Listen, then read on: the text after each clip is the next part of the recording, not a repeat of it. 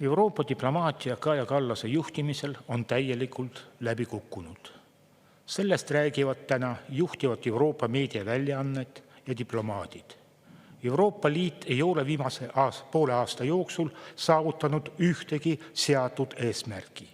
Vastupidi, oleme jõudnud olukorda, kus maailmas ei võeta Euroopat enam tõsiselt. Ja see ei ole ainult Kaja Kallase probleem. See on kogu liidu liikmesriikide probleem. Selle asemel, et korrata Kaja Kallase rumalaid loosungeid, peab Eesti välisminister kutsuma selle naise korrale. Kaja Kallas kahjustab Euroopa Liidu ja Eestil on õigus ning kohustus sellesse sekkuda. Kas Kallas hakkab käituma nagu diplomaat või ta peab ametist lahkuma?